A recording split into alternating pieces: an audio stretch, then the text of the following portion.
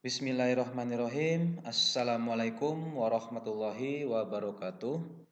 Alhamdulillah anak-anak, kita jumpa lagi dalam materi tema 1 yang kedua di kelas 4. Masih tentang keberagaman budaya bangsaku. Oke. Anak-anak perhatikan. Di sini ada 2 buah gambar rumah adat. Ya, ada rumah adat yang di sebelah kiri ini adalah rumah adat dari Baduy, ya, rumah adat Baduy. Ini dari Banten. Adanya di Kabupaten Lebak. Kalau anak-anak pernah bermain ke Baduy, di sana kita bisa lihat rumah adat khas Baduy. Kemudian yang sebelah kanan ini yang gambarnya rumahnya seperti tanduk kerbau. Ini adalah rumah khas di Padang atau Sumatera Barat, ya, disebut rumah gadang. Kemudian ini ada rumah khas Jawa, ya, Jawa Tengah, namanya rumah Joglo. Kemudian ini rumah adat yang ada di Papua, ya. Hari ini kita akan belajar tentang ciri-ciri segi banyak, menjelaskan contoh persatuan dan kesatuan dalam keragaman, dan mempraktekkan gerakan dasar tari Bungong Jempa. Oke, kita coba dulu dengan ciri-ciri segi banyak. Segi banyak itu definisinya adalah bidang datar tertutup yang dibatasi oleh garis lurus sebagai sisinya. Jadi kata kuncinya adalah bidang datar tertutup dan dibatasi oleh garis lurus sebagai sisinya. Jadi sisinya garis lurus semua. Kalau ada gambar yang melengkung garisnya berarti bukan segi banyak. Atau kalau ada bagian garis yang tidak tertutup berarti bukan segi banyak. Lihat contohnya seperti ini. Ini gambar segitiga dari gambar kue, ya, bentuk segitiga. Ini sisinya semua garis lurus dan semuanya tertutup, saling bertemu. Maka ini adalah segi banyak. Lalu persegi panjang, ini gambar biskuit. Ini juga saling bertemu dan garis lurus semua. Maka ini segi banyak. Kemudian persegi juga saling bertemu semuanya, menutup dan garisnya lurus. Berarti ini segi banyak. Atau kalau bahasa Inggrisnya poligon, ya, segi banyak. Nah, kita lihat gambar-gambar yang ada di sini, mana yang merupakan segi banyak. Kita ingat tadi definisinya, harus garis lurus semua dan tertutup. Lihat gambar pertama, semua sisinya kalau diperhatikan garis lurus. Dan dia tertutup. Semuanya tertutup, tidak ada bagian yang terbuka, berarti ini segi banyak. Lalu gambar kedua, ini garis lurus semua. Nah, tetapi garis ini tidak bertemu. Ada bagian yang terbuka, maka ini bukan segi banyak. Gambar ketiga bukan garis lurus, melengkung. Ya, gambar bulan sabit melengkung, maka ini bukan segi banyak. Gambar keempat, semua sisinya garis lurus dan tertutup. Maka ini segi banyak. Gambar yang berikutnya garis lurus namun ada bagian yang terbuka di sini. Berarti ini bukan segi banyak. Gambar yang ke-6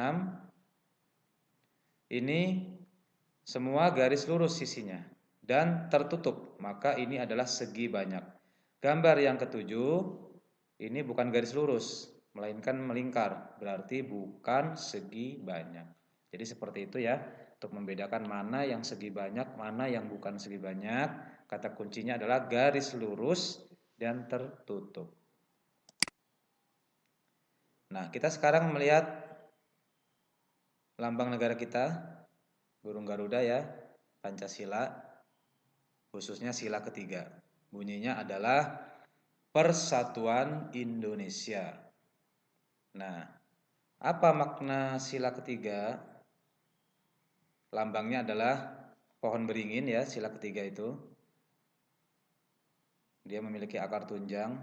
Maknanya adalah Pancasila adalah walaupun masyarakat Indonesia terdiri dari beragam pulau, etnis, suku, bahasa daerah, agama, warna kulit, dan sebagainya, namun tetap wajib mendapat persamaan kedudukan serta persamaan kesejahteraan di bawah naungan pemerintah guna menjaga persatuan dan kesatuan Indonesia. Itulah maknanya ya.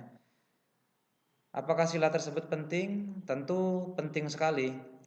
Tanpa adanya persatuan, negara kita tidak akan dapat bertahan lama. Maka harus betul-betul dipahami pentingnya persatuan dan kesatuan, pentingnya rasa nasionalisme sebagai bangsa Indonesia. Lalu yang ketiga, apa saja contoh-contohnya sikap untuk mengamalkan sila ketiga di keluarga, sekolah, dan masyarakat.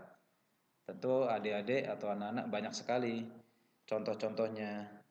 Kalau di keluarga kita harus saling hidup rukun, saling membantu dengan kakak adik, kakak menyayangi adik, kemudian adiknya menghormati kakak, membantu orang tua untuk membersihkan rumah, bergotong royong, ya, saling membantu. Itu adalah pengamalan sila ketiga. Di sekolah, misalkan dengan mengadakan kegiatan piket kelas, kemudian kegiatan lomba-lomba 17 Agustus, atau membagi tugas dalam mengurus taman, itu juga adalah pengamalan sila ketiga Pancasila tentang persatuan. Lalu di masyarakat banyak sekali yang merupakan contoh sila ketiga.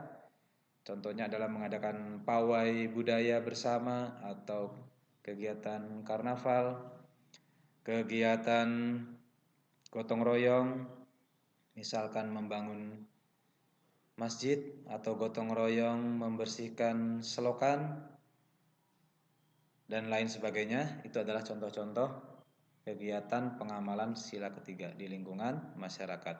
Nanti anak-anak tambahkan lagi contoh-contohnya yang lain, apa saja pengamalan sila ketiga. Lalu di sini ada tarian dasar Bungong Jempa ya, tari Bungong Jempa. Ini masih secara teori ya. Nanti anak-anak dicoba Pak Yoga beri tugas untuk membuat tarian ya, tarian Bungong Jempa. Ini Pak Yoga bacakan dulu saja. Gerakannya, gerakan 1, angkat kedua tangan. Posisi tangan kanan lebih tinggi dari tangan kiri. Kepala menoleh ke kanan, kedua kaki agak ditekuk. Lakukan bergantian untuk sebelah kiri. Jadi diulangi lagi gerakannya ini untuk yang sebelah kiri. Gerakan kedua, badan dan kepala menghadap serong kanan. Posisi tangan seperti pada gambar. Tangan ditarik ke bawah, kaki kanan mundur. Lakukan bergantian untuk sebelah kiri. Gerakan 3, badan serong ke kiri dan ke kanan.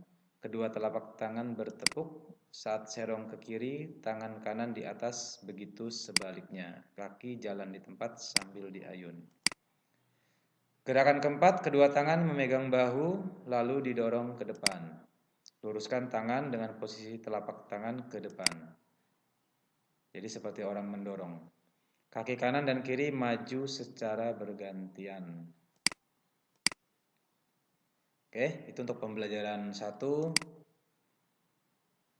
Tadi kita sudah belajar tentang ciri-ciri segi banyak, menjelaskan contoh persatuan dan kesatuan dalam keragaman, dan mempraktikkan gerakan dasar tari Bungong Jempa ya.